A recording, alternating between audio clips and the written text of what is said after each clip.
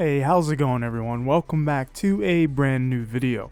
And in today's video we are going to be discussing Sonic Mania 2 as part of the 30th anniversary of Sonic the Hedgehog. In my last video we discussed how Sonic this year in 2021 will be a pretty big year in general for the Blue Hedgehog. We know that Sonic Team and Sega are taking more time to develop their games, and they directly have said this before in a Sonic official live stream where Aaron Weber, which is a PR manager person at Sega, has directly said part of the reason for taking more time is to improve the quality of games so they don't rush it out. And this is a great thing in general, and also leads me to believe that a Sonic Mania 2 is likely to drop alongside another modern Sonic game. So as most of you know, Sonic Mania actually began development in 2015 and it wrapped up around in 2017. So the game definitely took around 2 years or so to be completed, and that's not actually that long. And now there's been about 3 and it's going to be 4 years this November since Sonic Forces has dropped. So it's been a lot of time between the releases of Sonic Forces and Mania, so I feel like there could definitely be another Mania game fitted in there somewhere. And I believe Mania 2 would hopefully feature all original levels.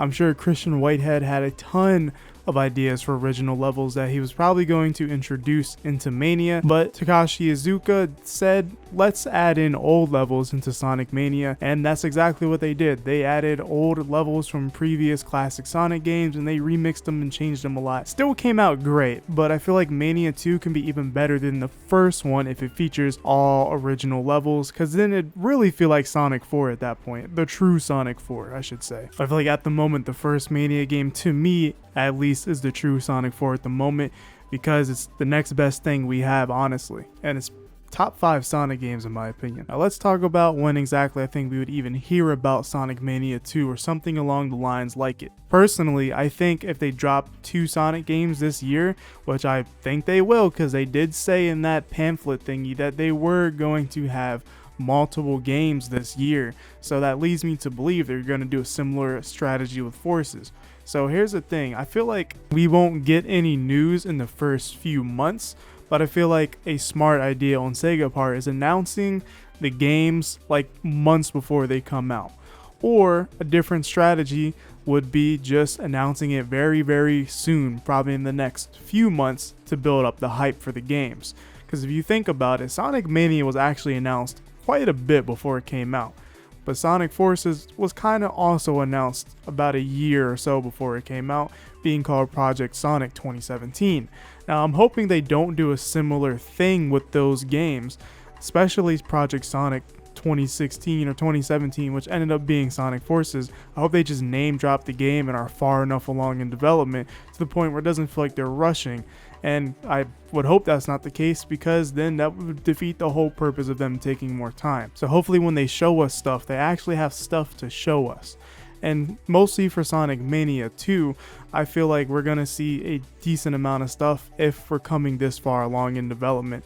Because the thing is, with the first Sonic Mania, we actually did see a decent amount of the game way before it even came out. Because I feel like those games are way easier to probably develop as well compared to a game like a 3D Sonic game. It's only the first of the year, so I think we got a little bit of time before we see anything, but I don't think it's going to be that far away, because especially if they don't have to delay anything. But if they do delay stuff, then that would be a bummer, but as long as the games come out good is what I care about the most, so I don't have any problem waiting more time if I have to. Now I kind of want to talk about exactly what I would want to see in Sonic Mania 2 and what I also think should happen. Sonic Mania is a really good game, but it's not perfect. There are some small things here and there, just very small. We've already talked about this a little bit, but of course having all new original levels instead of bringing back old classic levels, it's cool to see that. But this is the second game in a row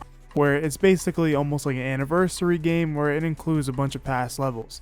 And it doesn't hurt to mention we've seen places like Green Hill Zone and Chemical Plant in multiple games over and over, And I think it'd be cool if we could just move on to something new. Those are really cool stages and they're fun, and Green Hill is nostalgic for a lot of people, but I feel like when you keep putting the same thing in over and over, the nostalgic effect works less and less and becomes less special. Sonic Adventure 2 does it in a really good way, where if you A rank all the stages, you basically just unlock Green Hill Zone in 3D, and it was really cool to see that happen, and it was a neat little bonus, but now we've seen it a little too much now. This is more of a suggestion rather than a critique, but Sonic games in the past like this, whether it's the Advanced series or just the classic games, always require Sonic to be the one to get the true ending and fight the true final boss.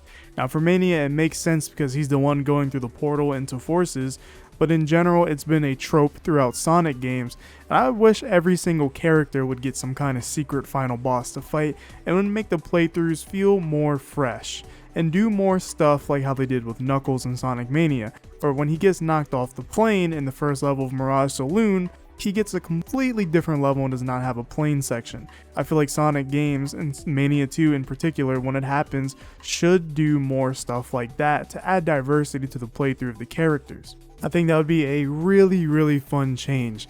Now it would be a lot of work, but I don't feel like it needs to be completely overhauled for every single act or stage and level. Just in general, some changes here and there. Say if you only do a Tails playthrough, there's some level where he splits away from Sonic or something, and he does something different or has a completely different area of a level. Because I really think that whole Mirage Saloon thing with Knuckles was great, because that level is only accessible with Knuckles. I think the worst thing about Sonic Mania was the fact that it was connected to Sonic Forces, because literally the ending of Sonic Mania is Sonic literally going through the portal into Forces doing the same exact pose that he does in that trailer.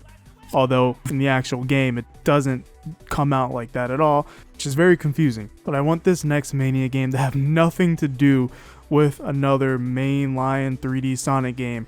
I want it to be its own thing. I don't want it to be connected, and I feel like it would just make it much better, because Mania is technically the prequel to Forces, and it kind of sucks thinking about that. It's like, dang, we got such this amazing game in my opinion, and then we moved on to Forces, and if you like Forces that's okay, but for me it was kind of a big disappointment, and the two being connected kind of puts a bad look on Mania sometimes, but otherwise, just thinking of it as just a video game and not story-wise, it's perfectly fine. Basically what I'm saying is, Classic Sonic should stay in Classic at this point, and I don't think he needs to come back. People who were kids in the 90s playing Sonic aren't clamoring for Classic Sonic constantly.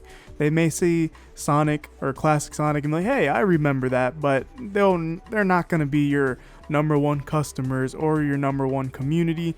They'll just be people that see something and buy it because it's something they remember, but it's not going to work every single time. So we've already done it 10 years ago now with, was that 10 years ago? Jeez, that was 10 years ago with Sonic Generations. And truthfully, that's all I really want with Sonic Mania 2, is just more of Sonic Mania 1 with more original levels and more unique things for each characters. And I think that's just perfect. The classic Sonic formula in particular, I think is just a perfect formula. The level design can be super creative and have so many branching pathways, and just there's so much to classic 2D Sonic, and you can just achieve speed if you're good enough, especially in the Mania games. If you're good, you're gonna go really fast. There's not really much blocking your way in that game, and I really enjoy that.